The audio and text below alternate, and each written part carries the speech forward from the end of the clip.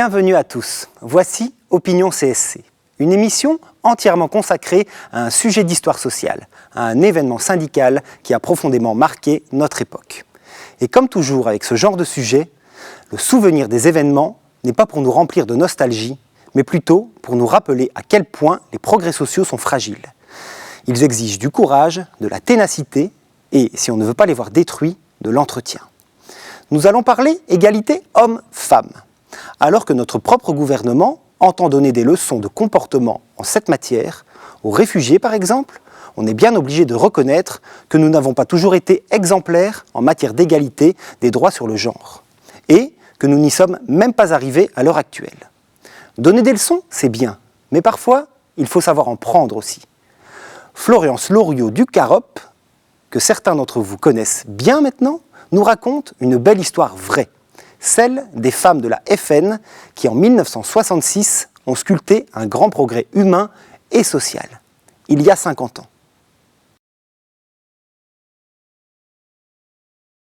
Il y a 50 ans, dans la région liégeoise, à Herstal, une entreprise qui est la Fabrique nationale d'armes et qui emploie une main-d'œuvre extrêmement importante. Il y a plus de 13 000 travailleurs qui y sont, dont au moins 3 800 femmes. Eh bien, cette entreprise va connaître un mouvement de grève sans précédent et une grève qui va être menée par les femmes. 3 000 femmes vont débrayer, vont s'arrêter. Et elles vont réclamer ce qu'on leur promet quand même depuis pas mal de temps dans le secteur des fabrications métalliques. Elles vont réclamer une augmentation salariale, surtout en se basant sur un principe à travail égal, salaire égal. Et c'est vraiment ce principe qui est le leitmotiv de leur revendication.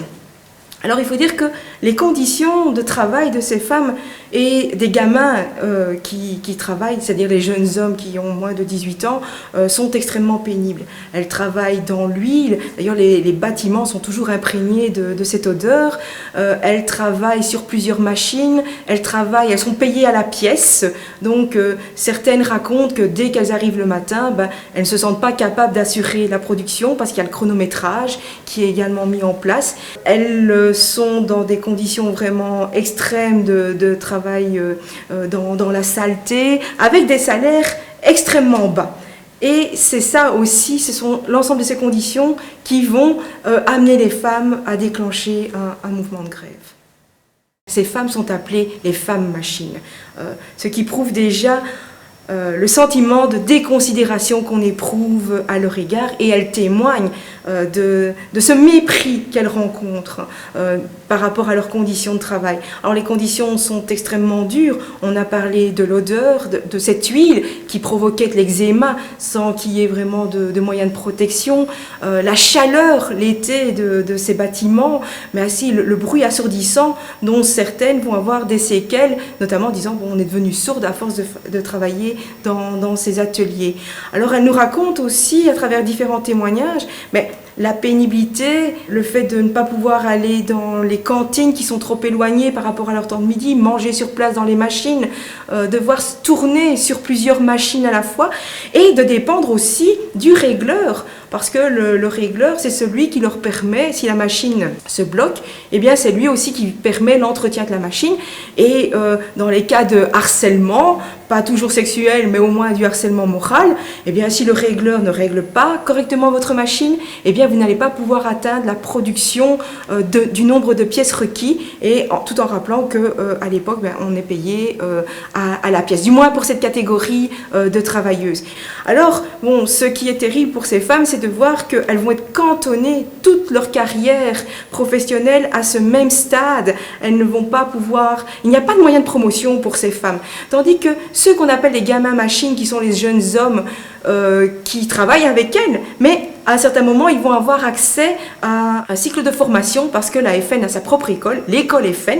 Donc, ils vont rentrer dans un cadre formatif, vont pouvoir aller atteindre des classifications qui sont rémunérées de manière supérieure par rapport aux femmes, et les femmes vont toujours être bloquées dans les classes les plus basses du salaire. En réalité, avant la grève, le démarrage de la grève le 16 février, il y avait eu un premier débrayage quelques jours auparavant. Donc le 9 février, les femmes qui recevaient leurs fiches de paye avaient vu que sur certaines fiches, des quotas n'avaient pas été payés.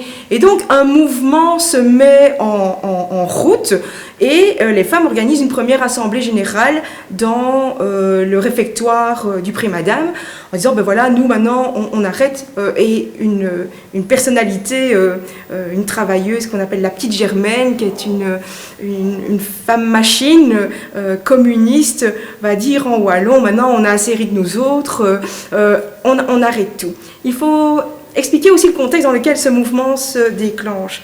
En 1962, il y avait eu un premier accord national entre les syndicats et Fabri-Métal. On promettait en 1962 que en 1965, le salaire des femmes monterait à 85% du salaire des hommes. Bon. Et donc chaque année, il y aurait une augmentation. L'accord prend fin décembre 1965. On n'est pas du tout arrivé aux 85% promis. Et une nouvelle négociation doit se mettre en place. Et quand les femmes de l'AFN vont réclamer une augmentation, elles s'adressent à leurs délégués syndicaux qui proposent une rencontre avec la direction qui va toujours se retrancher en disant « mais nous attendons l'accord national ». Accord national qui ne vient pas, qui n'arrive pas. Et donc, au mois de février, toujours pas de nouvelles de l'accord, c'est toujours la réponse qu'on leur oppose, en disant nous sommes en attente, nous sommes en attente. Et donc il y a un premier débrayage le 9 février que les syndicats arrivent à calmer en disant bon, on va essayer de prendre les négociations avec la direction. La direction se retranche derrière son ultime avis en disant « Nous attendons les résultats des négociations sur le plan de l'accord national et on donnera suite quand cet accord sera signé. » Or, on ne voit pas arriver cet accord. Et donc, le 16 février, là, dans certains secteurs de l'entreprise, là où les femmes machines sont majoritaires, eh bien, un mouvement de grève va être lancé et les femmes vont quitter le travail et se diriger dans la rue à la sortie de la grande grille de l'AFN, qui est toujours la même grille très symbolique, et donc dire maintenant, c'est fini, c'est à travail égal, salaire égal, nous voulons une augmentation et on se met en grève. Les grévistes vont avoir un chant de lutte extraordinaire. C'est la chanson d'Henri Salvador, « Le travail, c'est la santé ». Et donc, elles vont l'interpréter. C'est très émouvant parce qu'on a les bandes-son qui ont été conservées, d'assemblées où il y a 3000 femmes qui chantent ce chant. Et c'est terriblement émotionnant de les voir communiquer, de voir cette ambiance. Du projet du conciliateur social. Nous désirons que la réponse vienne de l'Assemblée. Car c'est à vous, camarades, à nous dire de quelle façon vous l'appréciez. Mais j'insiste.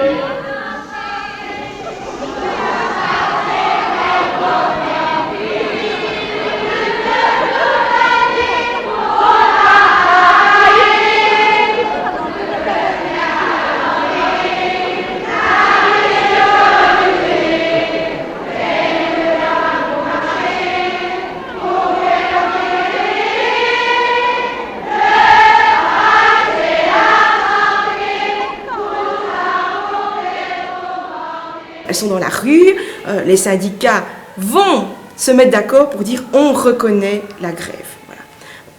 Au niveau de la direction, pas de négociation possible en disant écoutez, c'est une grève sauvage, vous n'avez pas suivi la procédure, donc nous ne reconnaissons pas ce mouvement, nous ne reconnaissons pas vos revendications.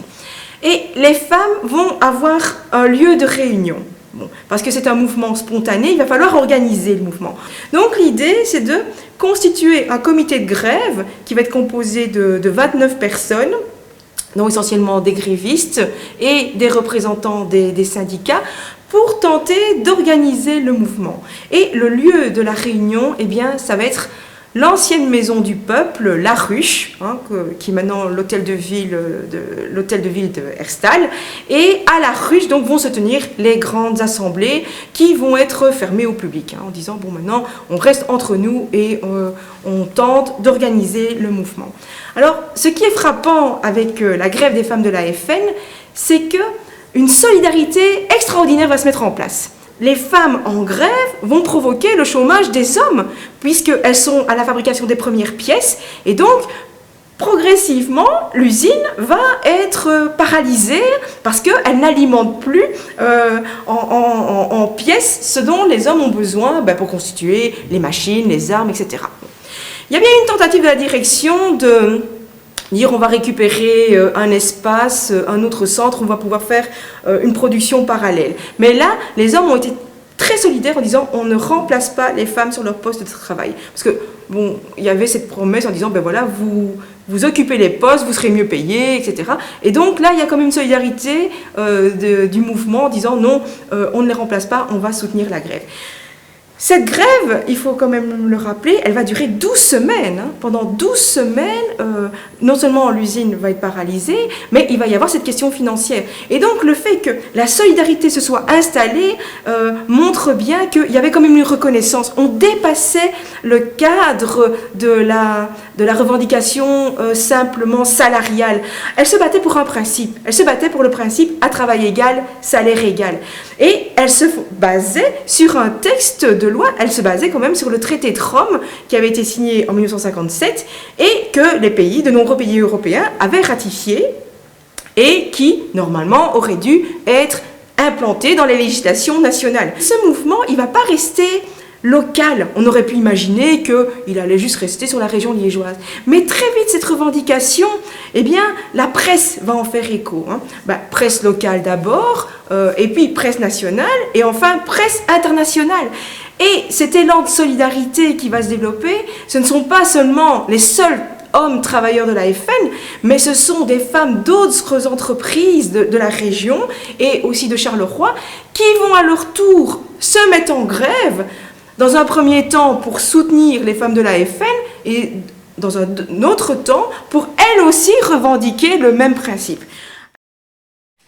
Cette grève va quand même durer durant 12 semaines, ce qui est extrêmement long, et les conditions de vie vont se précariser pour de nombreuses familles, non seulement chez les grévistes, mais aussi chez les chômeurs qui sont touchés par le mouvement des femmes. Alors on nous a souvent parlé, pour dénoncer cette grève, on parlait du salaire d'appoint, en disant elles se battent pour un salaire d'appoint. Bon, c'était un peu la façon dont on envisageait le salaire féminin. Mais il faut quand même rappeler qu'à la FN, nombreuses étaient les femmes qui étaient chefs de famille, qui avaient des enfants à charge, dont le mari pouvait être invalide, pouvait être au chômage. Donc c'était elles qui apportaient le salaire. Et donc on vous disait c'est pour se payer des vacances, c'est pour aller chez le coiffeur, c'est pour une télévision. Mais elles étaient vraiment dans une survie familiale. Donc on pouvait pas faire autrement que de soutenir le mouvement. Alors la solidarité s'organise et un fonds de solidarité va être mis en place par la CSC et la FGTB parce que c'est une grève qui va être menée en front commun. Et ce fonds de solidarité va être alimenté justement par des souscriptions qui vont être versées par des individus de manière personnelle, mais par des associations, par des syndicats. Tout le monde veut soutenir ce mouvement de grève. Alors, il ne faut pas toujours imaginer qu'il n'y avait que de la solidarité. Parce que le mouvement, bien entendu, est extrêmement important. Mais à côté de ça, on a toute une série de critiques qui vont faire leur apparition. Là, il va falloir faire tout un travail de terrain, notamment au niveau syndical, pour expliquer en quoi le combat de ces femmes machines est extrêmement important pour l'ensemble de la condition féminine. Alors la grève commence à se négocier. Bon, les négociations, elles se passent avec un conciliateur social. Donc ça se passe avec le ministère du Travail, parce que la direction, se retranchant toujours derrière la procédure, ne veut pas en entendre parler. Donc ça se passe, les discussions, les négociations se passent en d'autres lieux. Et la direction n'hésite pas à envoyer plusieurs courriers aux grévistes, des lettres individuelles. Il y a un premier courrier en mars de 4 pages, puis il y aura d'autres lettres qui suivront, en responsabilisant les grévistes, en leur disant mais par votre action, vous êtes en train de couler une entreprise, vous êtes en train de couler l'économie de la région liégeoise, c'est tout le bassin industriel qui est touché de votre faute, et on raconte beaucoup de mensonges, etc. Alors, il va finir par y avoir un accord, un protocole d'accord. Et on est maintenant au mois de mai. Entre-temps, il y a eu 2 grandes manifestations qui se sont déroulées. Une première manifestation qui s'est déroulée le 7 avril à Herstal, dans les rues de Herstal, et une deuxième grande manifestation qui va se dérouler fin du mois de mai à Liège. Et là, ce sont des milliers de participantes qui vont défiler dans les rues. Elles viennent de Herstal, hein. Elles traversent pratiquement la moitié du bassin industriel et elles vont arriver place Saint-Lambert, place Saint-Paul, et là avec les calicots à travail égal, salaire égal, toutes les revendications portées par les femmes sont en train de s'exprimer. Mais malgré ces beaux mouvements, ces mouvements de solidarité et de reconnaissance de la lutte des femmes, bien ça devient très long, Et aux dernières négociations, là les syndicats conseil en disant bon, maintenant il faut arrêter la grève, il faut stopper, il faut qu'on accepte l'accord. Et il va quand même y avoir un geste symbolique, c'est que le 10 mai, eh bien, drapeaux syndicaux en tête, un petit cortège, hein, là on n'est plus que plusieurs dizaines de femmes vont rentrer symboliquement dans l'entreprise pour reprendre le travail. Mais les choses vont quand même changer parce que maintenant, elles ont une certaine reconnaissance. Et puis, au niveau syndical, elles ont fait la preuve de leur capacité à s'organiser, à revendiquer, à mener un combat dont, jusqu'alors, on avait peut-être pu ne pas les croire capables. Et donc là, avec cette grève des femmes de la FN, eh bien, c'est une nouvelle page de l'histoire du féminisme qui est en train de se tourner. Il y a dans l'entourage de la CSC une personne qui a vécu tout cela de très près. Eugène Galère, après avoir été gamin machine à la FN, était délégué syndical CSC au moment où les 3000 ouvrières de la FN Herstal ont lancé leur combat. Je me retrouve donc beaucoup plus jeune puisque en 1952 j'étais embauché à la Fabrique nationale d'armes de guerre que nous voyons derrière moi, et c'est une entreprise où j'ai travaillé pendant près de 25 ans. Donc à cette époque, on fabriquait bien sûr des armes de guerre, mais on ne faisait pas que des armes, on faisait aussi des motos, des autobus. Donc me voilà comme gamin machine, du matin au soir dans le ville. C'était quand même pas, comme on dit chez nous, de la petite bière. Le travail à la FN avec les femmes machines, eh bien, ne posait pas trop de problèmes. Il y avait déjà à l'époque une bonne solidarité qui s'établissait entre travailleurs, et il faut se dire que quand on était dans un groupe de travail, eh bien, c'était une grosse majorité de femmes. Les femmes devaient avoir le même salaire que les hommes. Et alors, à travail salaire égal, évidemment, eh bien, ces négociations-là, surtout dans le contexte de l'époque, on ne égalisait pas les salaires comme cela entre hommes et femmes, parce qu'il y avait d'abord cette discrimination, et que les femmes, puisqu'il y avait un décret qui reconnaissait que les femmes devaient avoir pour le même travail un même salaire, là ça commençait à poser des problèmes. Elle n'a pas vraiment senti un réel malaise monter. Ça est venu comme ça presque tout d'un coup après une assemblée. Parce que les syndicats n'arrivaient avec rien dans leur sac. Hein. Donc à ce moment-là, ben, il a fallu que quelques-uns disent maintenant vous foutez de notre gueule, on s'en va, on retourne chez soi. Hein. Elles ont défilé de l'usine, elles venaient du réfectoire du Pré Madame, et je les vois encore arriver au grand hall où j'étais. C'est fini, on retourne, on arrête. Hein. C'est une image que tu n'oublies pas, ça. On a vu des femmes en grève, des femmes volontaires pour faire aboutir leurs revendications, alors qu'elles n'avaient pas du tout été amenées ou entraînées à pousser de cette façon-là leurs revendications. Et du côté syndical, on ne riait pas, on essayait vraiment parce que le conflit devenait important. Donc là, il a fallu quand même se mettre au travail, et c'est vrai que tous les responsables, tant régionaux que nationaux, y compris le conciliateur social du ministère de l'Emploi et du Travail de l'époque, on se demandait mais comment va-t-on prendre le problème problème, comment va-t-on amener une solution, d'autant plus que les orientations que l'on prenait, on sentait bien dans les assemblées que l'on tenait toujours à la rue Herstal, ils n'avaient pas l'heure de satisfaire la masse des travailleuses pour accepter n'importe quoi. Elles étaient dehors, c'était pour arriver à un résultat. Ce conflit de 66 des femmes de l'AFN sont restés dans les mémoires de tout ce qui est action sociale dans tous les pays du monde, parce que tous les témoignages qui sont venus de l'extérieur, pour tout le monde c'était une surprise, c'était pas préparé, et on découvrait que l'égalité des salaires pour non pas seulement un même travail, mais pour les comparaisons à faire dans les milieux de travail, ça c'était vraiment nouveau pour l'action syndicale de ces années-là. Et aujourd'hui, 50 ans après, je ne pense pas qu'on a encore vraiment réalisé cette égalité salaire homme-femme. 50 ans après, dans ce lieu où j'ai passé une partie de ma vie et avoir vécu ce conflit, on n'oublie pas, on est marqué. Et mon plus profond souvenir et sentiment, c'est d'avoir vu des femmes courageuses, des femmes qui voulaient, sans toujours s'en rendre compte, mais se libérer et être respectées pour ce qu'elles étaient, ce qu'elles faisaient.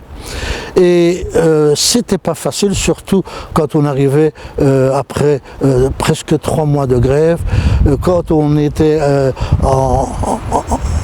sur la rue, après une manifestation, après une assemblée, si qui commençait à se chuchoter, on disait « Eugène, crois-tu qu'on va s'en sortir ? Crois-tu qu'on va gagner ?» Et là, on sentait tout doucement un peu l'épuisement des femmes, mais après tout ce qu'elles avaient donné, c'était compréhensible, et de continuer à y croire jusqu'au bout, ce qu'on a fait. On n'a pas eu tout, mais on a quand même eu une partie. Et on a fait certainement, pour le monde social, le monde du travail, fait progresser le travail des femmes dans les entreprises. 50 ans, le souvenir d'un événement de cette ampleur et ses conséquences ne pouvait pas rester confiné dans les pages d'un ouvrage commémoratif ou d'articles dans les journaux et magazines. Il y avait là un appel, un devoir de mémoire à accomplir. Car ce combat des femmes, on l'a compris, est toujours en cours. La CSC et la FGTB, soutenues par divers organismes publics, se sont donc mises ensemble pour donner à chacun la possibilité de vraiment comprendre ce qui s'est passé à l'époque, presque de le vivre à travers une énorme exposition qui se tiendra sur le site même de la FN Herstal, dans les anciens ateliers du Pré-Madame à la rue Browning à Herstal. Cette exposition s'étend du 16 février au 26 mars 2016. Jean-Marc Namotte, secrétaire fédéral de la CSC liégeoise, nous décrit ce qui va se passer dans cet immense espace interactif, instructif et plein de surprises. Février 1966. Un slogan a fait le tour de l'Europe, à travail égal, salaire égal. Il est né ici, sur le site de l'AFN à Herstal, et puis il a été repris par les travailleuses de tous les pays de l'Europe. Ce combat, il a été mené par les femmes de l'AFN, et 50 ans plus tard, il est encore très actuel. Il y a encore plein de revendications qu'elles dénonçaient, qu'elles avaient comme leitmotiv à l'époque, qui aujourd'hui ne sont pas encore tout à fait rencontrées. Ici, nous sommes au cœur du site, nous sommes entrés sur ce lieu du Pré-Madame. On sent d'ailleurs dans ces grands halls qu'on essaye de reconstituer la chaleur, le froid selon les circonstances climatiques, l'odeur de l'huile qui régnait un peu partout, des conditions de travail qui manifestement étaient assez difficiles et dans lesquelles les travailleuses vivaient chaque jour. C'est ça qu'on va pouvoir découvrir et c'est ça qu'on est en train de reconstituer dans les bâtiments du Pré-Madame qui faisaient donc partie du site de la FN de Herstal. Ici, nous sommes dans le hall de l'exposition, c'est la partie principale. D'ailleurs, on a toute une série de collaborateurs qui sont en train de s'atteler au remontage d'une série de situations qui étaient celles que vivaient les travailleuses. Je pense que c'est vraiment un élément intéressant à découvrir pour la plupart des citoyens, pour la plupart des délégués de leur entreprise, pouvoir découvrir tout ce chemin parcouru depuis 1966, les évolutions positives dans les conditions de travail, le travail syndical qui porte ses fruits. Je pense que les uns et les autres seront intéressés de faire ce chemin et on attend évidemment beaucoup de visiteurs pour redécouvrir ces conditions et ces situations de l'époque. C'est le début du montage de l'exposition. On vit les premiers instants.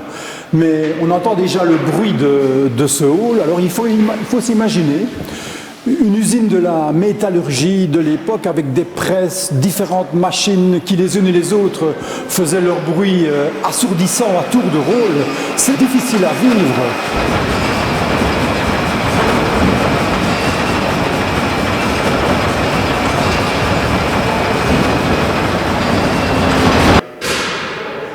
Alors le travail, ça occupait une place considérable. Mais à côté de ça, il y avait la vie au quotidien, la vie à la maison. Et donc tout ça, grâce à la collaboration des pouvoirs publics, on va pouvoir aussi le découvrir. On pourra voir une ou l'autre voiture de l'époque, du matériel, un intérieur reconstitué, un tourne-disque. C'était ce que les ouvrières, les ouvriers utilisaient. Et donc tout ça, on va pouvoir remettre la main dessus, découvrir, se replonger vraiment dans le quotidien d'il y a 50 ans. Cette exposition, il faut venir la voir. Tout d'abord, elle est gratuite. Il faut venir jusqu'à Herstal, sur le site de l'AFM, près Madame, rue Browning. Vous trouverez tous les renseignements sur notre site internet femmesencolère.be. Et là, vous pouvez réserver si vous venez avec un groupe, mais sinon, vous pouvez venir entre 9 et 17 heures du lundi au samedi. Et manifestement, vous allez vivre quelque chose qui va vous nourrir. Voilà, votre émission Opinion CSC se termine. Visitez cette exposition en famille, en groupe, avec votre classe ou votre groupe de rencontres. Vous ne serez pas déçus. Visitez aussi régulièrement le site cscenligne.be ou notre page Facebook, la CSC. Il y a là des tas de choses intéressantes qui vous concernent. Ah, pour l'exposition, n'oubliez pas le site femmesencolère.be. Au revoir et à bientôt dans Opinion CSC.